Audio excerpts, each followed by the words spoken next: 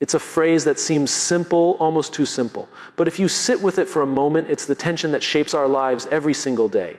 Most of us don't lose ourselves in one dramatic moment. We don't wake up one morning and suddenly forget who we are. We lose ourselves in small doses, in tiny compromises, in drifting from the clarity we once had. And the reason is almost always the same. We forget to lead ourselves. We think of leadership as something external, something we do when we're in charge of other people, when we have a team, when we're given a title.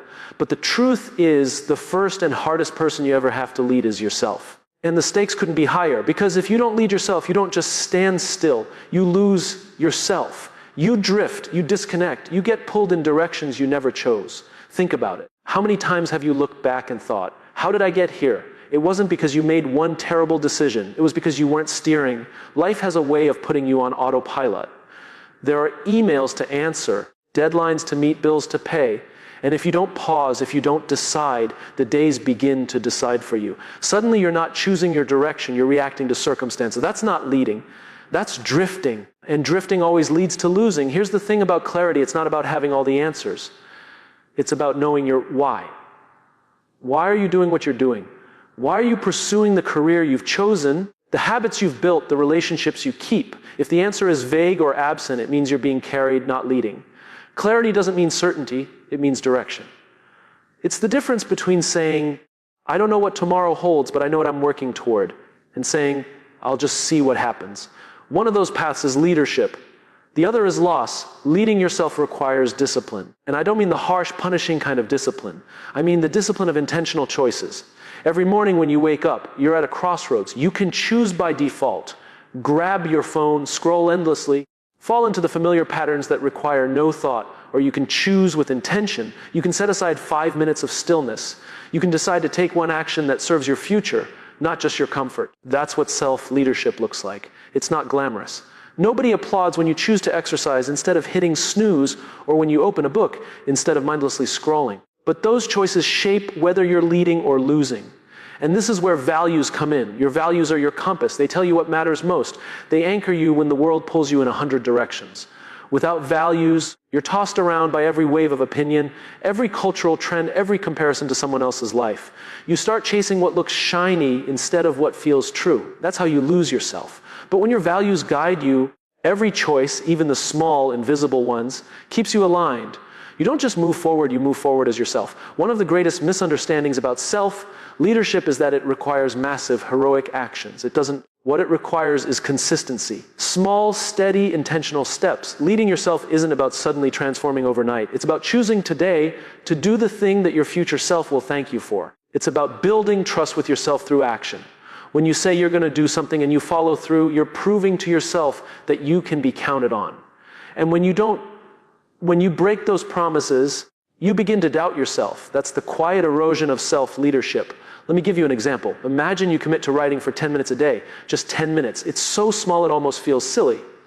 But if you keep that promise, day after day, you're not just producing words, you're shaping an identity. You're becoming the kind of person who does what they said they would do. Now flip it. Imagine you say you'll write, but every day you find an excuse. No big deal, right? Just a small broken promise. But over time, those broken promises add up. They become a story you tell yourself. I'm not disciplined. I can't stick to things. I don't follow through. That's losing yourself. Not because you lack talent or opportunity, but because you stopped leading yourself. Ownership is the defining line between leading and losing. When you own your choices, you own your life.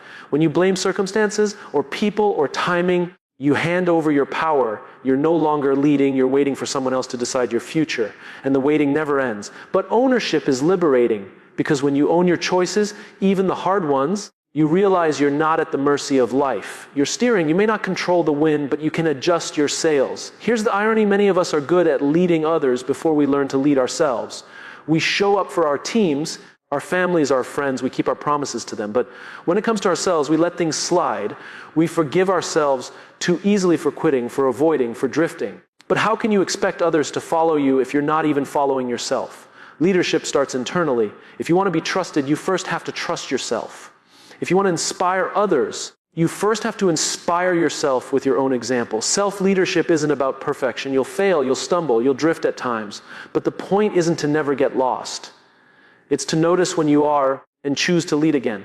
To stop and say, this isn't where I want to be, I need to course correct. That humility, that awareness, is what separates those who keep leading themselves from those who slowly disappear into lives they never wanted. So the question isn't, am I leading a team, or am I in a position of authority? The question is, am I leading myself today? Did I make choices that aligned with who I want to become? Did I keep promises I made to myself? Did I live out my values even when no one was watching? That's the real measure. You're either leading yourself or losing yourself. There is no neutral. Every choice is a vote. Every action is a direction. And the cost of not leading is higher than most of us realize. It's not just missed opportunities or unfulfilled potential. It's the quiet loss of identity. It's waking up one day and not recognizing the person in the mirror. But the beauty of this truth is that you can decide differently right now. Leading yourself isn't about waiting for the perfect moment or the perfect plan. It's about one decision, one intentional step. Choose clarity over drift. Choose discipline over default. Choose values over noise.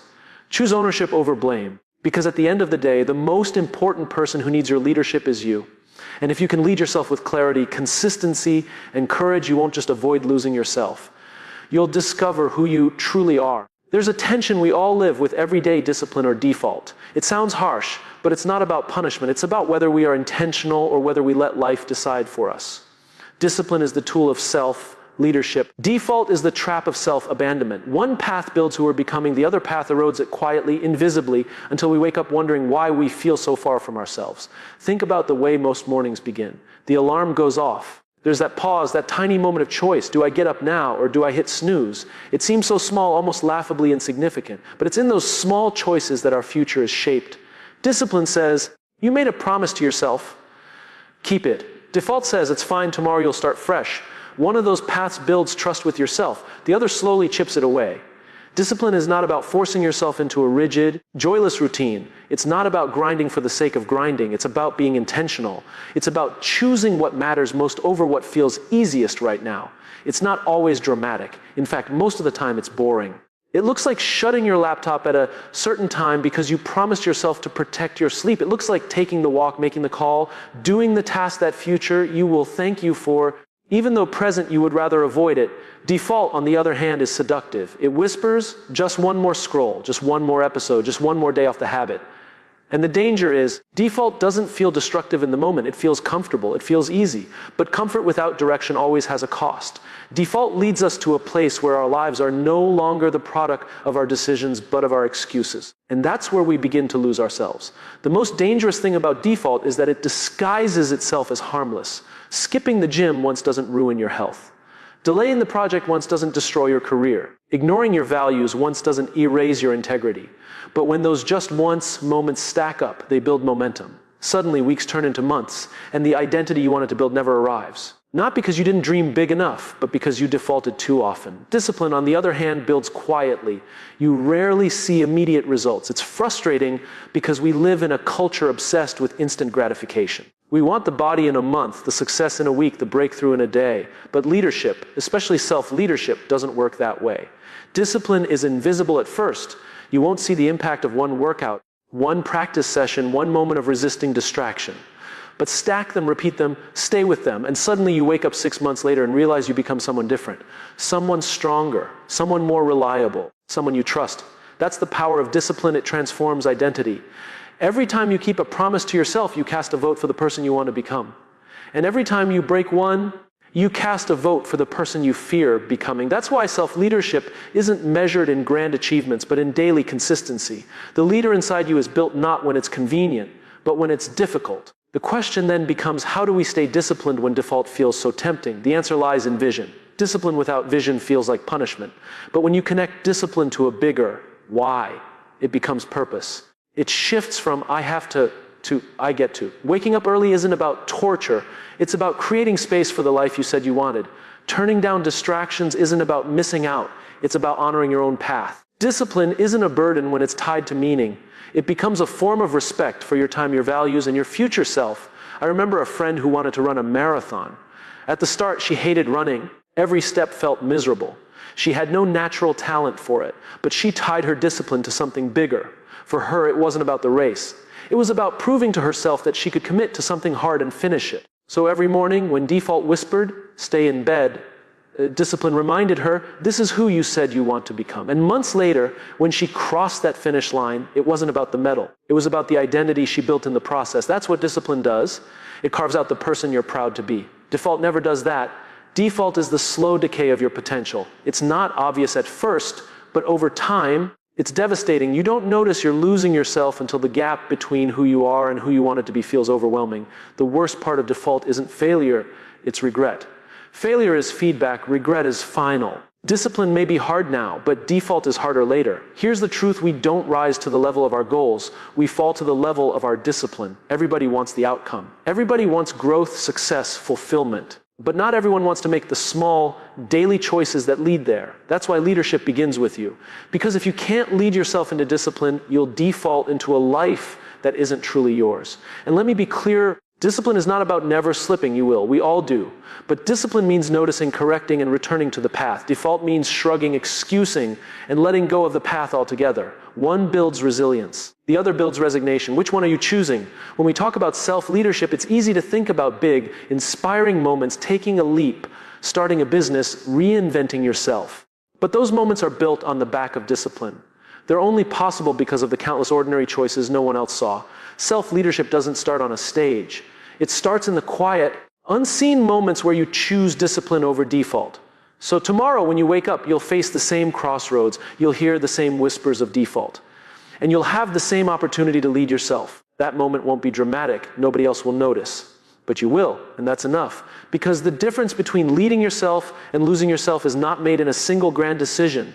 It's made in 1,000 small ones. You're either leading yourself or losing yourself. And in this context, the question is simple: are you choosing discipline or are you living by default? Because in the end, discipline is freedom. Freedom to trust yourself. Freedom to live aligned with your values. Freedom to become who you were meant to be. Default feels free in the moment, but it always costs you more in the long run. So choose wisely, lead yourself. Don't lose yourself. We've talked about clarity, we've talked about discipline, but neither of those things lasts without something deeper. Your values. Values are the compass of self-leadership. They are what tell you if you're on course or drifting away. Without them, you can have all the ambition in the world, all the drive, all the hustle, and still lose yourself in the process. Because direction without values can still lead you off a cliff. Here's the challenge with values: most people can't clearly state them. Ask someone what their values are, and you often get vague answers. Family. Success, happiness. And while those are important, they're not really values. They're outcomes, they're feelings, they're categories. Values are more specific. They're the principles that guide your decisions when it's hard, when nobody's watching, when shortcuts look tempting. They're the lines you won't cross, even if crossing them makes life easier. When you lead yourself by values, you don't just chase what looks good, you pursue what feels true. That's a massive difference. Think about the times in your life when you felt proud of yourself. Not just happy, not just excited, but deeply proud. That pride almost always comes from living in alignment with your values. And think about the times you felt ashamed or unsettled. Chances are, it wasn't because you failed at something, it was because you compromised a value. That's the real definition of losing yourself. When you trade your values for convenience, approval, or short-term gain. The world is loud. Everywhere you look, there's pressure to achieve more, earn more, show more, compare more. And if you don't know what you stand for, you'll end up standing where everyone else tells you to. That's why people can be wildly successful on the outside and completely empty on the inside. They had discipline, they had direction. But they built it on the wrong foundation. They climbed a ladder that was leaning against the wrong wall, because values weren't guiding them. Leading yourself by values requires courage. It's easy to say you value honesty until telling the truth costs you something. It's easy to say you value health until you're faced with the comfort of skipping the hard work. It's easy to say you value growth until growth requires sacrifice. Values are not proven in convenience. They're proven in conflict. They show up when sticking to them costs you time, money, status, or approval. And it's in those moments that leadership of self is either real or an illusion. I remember speaking with someone who built a business from nothing. He grew it into a company that most people would call wildly successful. But one day he walked away from it all. Not because it was failing, it was thriving. But he said, somewhere along the way, I stopped recognizing myself in the work. What happened? He started with values like service, integrity, community. But as growth came, he compromised piece by piece. He said yes to things he didn't believe in because they looked profitable. He made deals with people he didn't trust because they opened doors. And little by little, the business grew, but he shrank. Until one day, he realized he'd built a company, but lost himself. That's the danger when values aren't your compass. You might end up with success that doesn't feel like success. You might end up with achievements that feel hollow. You might end up celebrated on the outside, but broken on the inside. And the tragedy is the world will still applaud you. But you'll know the truth. That's what it means to lose yourself. Now, on the flip side, think about people who inspire us most. It's rarely because they were the richest or the most talented. It's usually because they stood for something. They knew their values and they lived them, even when it was costly. They led themselves with integrity, and that integrity drew others to them. That's the paradox of values. When you lead yourself with them, you don't just gain clarity for your own life. You become a guidepost for others too. But values don't just happen. They're not something you casually decide on a whim. You discover them by paying attention to your own life. When did you feel most alive? When did you feel most proud? When did you feel most betrayed or angry? Those moments reveal your values. If betrayal makes you furious, you probably value loyalty. If dishonesty keeps you up at night, you probably value integrity. If creating something gives you joy, you probably value creativity or contribution. Those clues are everywhere if you're willing to pay attention. And once you know them, you need to anchor them, write them down, reflect on them, revisit them often. Because here's the truth. The world will constantly try to pull you away from them. Distractions, opportunities, and pressures will nudge you to compromise. And if your values aren't anchored, you'll drift. That's why leading yourself by values is a daily practice. It's not about being perfect. It's about recalibrating. It's about noticing when you've drifted and choosing to realign. The beauty of living by values is that it simplifies decisions. When you face a hard choice, you don't need to overthink it. You just ask, does this align with my values or not?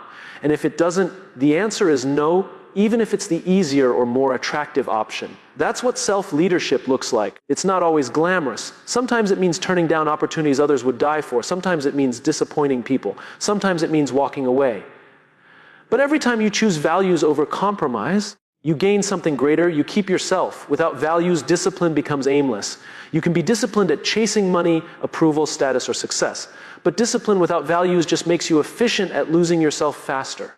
With values, discipline becomes meaningful. It's not just effort, it's alignment. It's not just activity, it's purpose. That's why values are the foundation. They make sure you're climbing the right ladder and not just climbing quickly. And here's the irony: living by values doesn't just protect you from losing yourself, it also attracts the right people to you. When you're clear about who you are and what you stand for, you naturally repel those who don't align with you and draw those who do. That's why values are not just a compass for your own direction. They're also a filter for the people and opportunities that belong in your life. So when you think about leading yourself, ask, what do I stand for? What are the principles I will not compromise, no matter the cost? What matters so deeply to me that I'd rather fail by staying true than succeed by betraying it? Those are your values, and once you know them, guard them, live them. Let them guide you when you're tired, when you're tempted, when you're afraid. Because if you don't, the noise of the world will gladly hand you a set of values that aren't yours, and that's how you lose yourself. At the end of the day, self-leadership is not just about achieving goals. It's about becoming someone you're proud to live with. And pride doesn't come from winning. It comes from alignment. It comes from knowing that the life you're building on the outside matches the values you hold on the inside. You're either leading yourself or losing yourself. And in this chapter of that truth, the choice is clear. Will you let your values guide you, or will you let the world decide for you? Because one path keeps you grounded, aligned, and whole. The other leaves you successful but empty. And no amount of applause will ever fill the void of a life built on compromises. There's a mistake so many of us make when it comes to growth. We think it has to happen all at once. We believe the real turning points are massive, life-altering events, a big decision, a major breakthrough, a bold leap. But the truth is, growth rarely comes in leaps. It comes in steps. Leading yourself is not about the occasional grand gesture. It's about small, consistent wins that, stacked together, shape who you become. The person you are today is not the result of one defining moment. It's the sum of the small things you've done over and over again, the daily choices, the tiny disciplines, the repeated behaviors. Those things multiplied by time shape your identity. And the danger is, if you don't lead yourself in those small moments, you don't just stall, you slowly lose yourself piece by piece, habit by habit. Think about trust. How is trust built? Not in a single act, not in one conversation. It's built through consistency. It's built when someone shows up again and again, when they do what they say they'll do. Over time, that reliability becomes trust. And the same is true for how you lead yourself. Every time you follow through on a small commitment, you build trust with yourself. Every time you break it, you erode that trust. That's why the little things matter so much more than we think. Because you can't lead yourself without trusting yourself. And trust is never built in leaps, it's built in layers. We all love the idea of transformation. We want the before and after story. We want to see the dramatic reveal. But transformation isn't dramatic when you're living it. It's subtle, it's ordinary, it's invisible in the moment. Nobody wakes up one morning suddenly in shape. Nobody writes a best-selling book in a single night. Nobody builds a meaningful relationship in one conversation.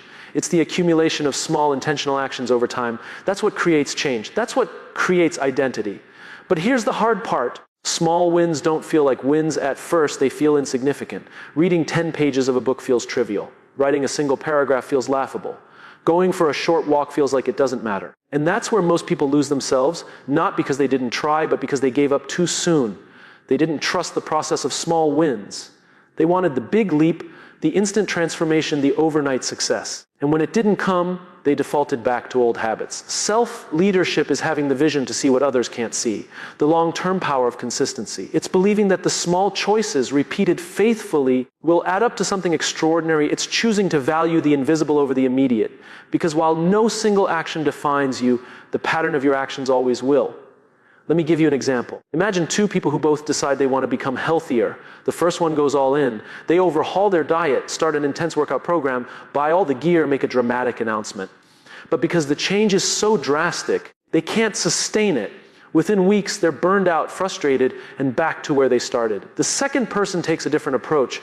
They decide to simply walk for 15 minutes every morning. That's it. Just 15 minutes, it doesn't feel like much, but it's manageable. And because it's manageable, they stick with it. Weeks turn into months. That small win becomes a habit. That habit creates momentum. And before long, the 15 minutes has become 30, then 45. The small win transformed into a lifestyle. Which one led themselves? The one who chose consistency over drama. The one who valued small wins over big leaps. The one who built trust with themselves day after day. That's how identity is formed, not through inspiration, but through repetition. The danger of ignoring small wins is that you also ignore small losses. And small losses accumulate just as powerfully. Skipping one workout doesn't ruin you, but skipping often enough becomes a story. I'm not consistent. Breaking one promise doesn't shatter your identity, but breaking enough of them creates doubt. I can't trust myself. Just like small wins build you, small losses chip away at you. And before you know it, you don't just lose habits, you lose yourself. The reason this matters so much is because identity is fragile. Who you believe you are is shaped by what you consistently do. If you consistently keep promises to yourself, you begin to believe, I am disciplined, I am capable, I can rely on me. But if you consistently break them, you start to believe the opposite. I'm lazy, I'm inconsistent, I'm not who I want to be. That's why leading yourself in the small things isn't optional. It's essential because your actions are always teaching your identity who you are. And here's the paradox: when you focus on small wins, the big wins actually come. The marathon gets run. The book gets finished. The career grows. The relationships deepen. But if you chase the big win without honoring the small ones, you end up with frustration and burnout. The shortcut never works. The long game always does. Self-leadership means understanding this truth. The smallest step forward still moves you closer than standing still. Progress is progress, no matter how small. And small progress compounds. It's like interest in a bank account. At first, it looks like nothing. Then, slowly, it begins to grow.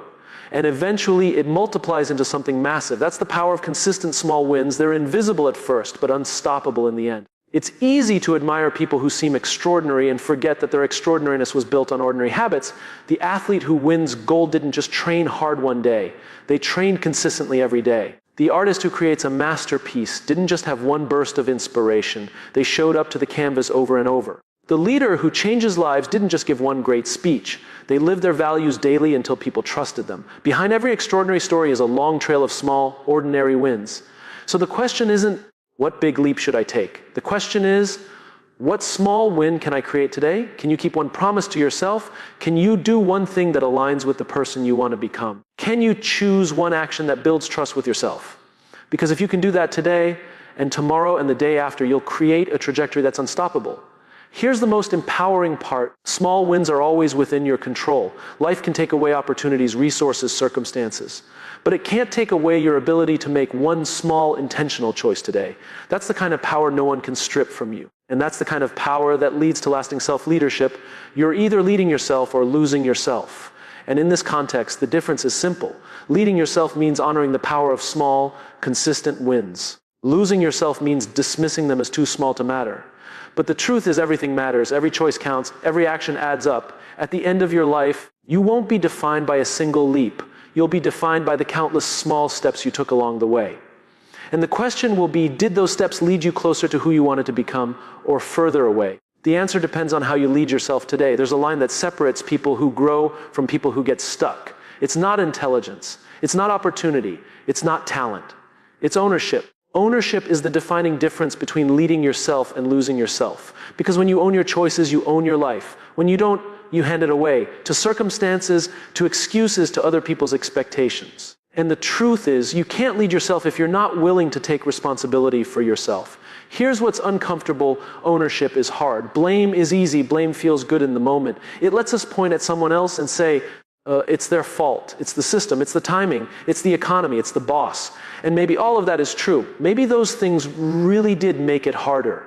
But here's the problem. The second you blame, you lose. You give away the one thing that gives you power, the ability to act, to choose, to change. Blame may protect your ego, but it imprisons your growth. Ownership, on the other hand, is liberating. It says, even if this wasn't my fault, it's still my responsibility. That's a radical shift, because responsibility puts the power back in your hands. You can't control everything that happens to you, but you can control how you respond. And the moment you decide that you're leading yourself, you're no longer waiting for life to be fair or easy, you're steering with what you have. Think about the people you admire most. They're not the ones who had perfect circumstances. They're the ones who faced setbacks, disappointments, failures, and chose ownership anyway. They said, I may not control the cards I was dealt, but I'll play them with everything I've got. That's leadership. And it always starts with the self. The opposite is losing yourself to victimhood. Victimhood says, I can't because of them. I can't because of this. And when you repeat that story long enough, you start to believe it. You stop trying. You stop hoping. You settle. And settling is another form of losing yourself, not because you didn't have potential, but because you refuse to own it. One of the most dangerous lies we tell ourselves is, I'll take responsibility when things are better. But that's backwards. Things get better when you take responsibility. Ownership isn't about waiting. It's about acting. Waiting for the perfect moment is how we lose years of our lives. Ownership creates momentum right now. But let's be honest, ownership is uncomfortable. It forces you to admit that sometimes you made the wrong choice. Sometimes you procrastinated. Sometimes you avoided.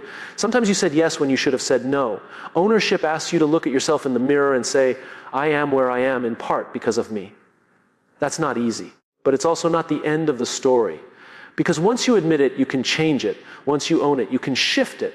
And that's the beauty of ownership. It doesn't just describe your past, it defines your future. I once heard someone say, responsibility is heavy, but it's the only weight that makes you stronger. That's true. Ownership is a burden, but it's also a gift. Because when you carry it, you discover you're stronger than you thought. And when you refuse it, you grow weaker than you ever imagined. Ownership is also about choices. Every choice you make, whether big or small, moves you closer to leading yourself or losing yourself. The food you eat, the words you speak, the habits you keep, the people you surround yourself with, they're all choices. And when you own them, you realize that your life is not an accident. It's a collection of decisions. Some were wise, some weren't, but they're yours. And when you own them, you also own the ability to choose differently moving forward. The gap between who you are and who you want to be is bridged by ownership.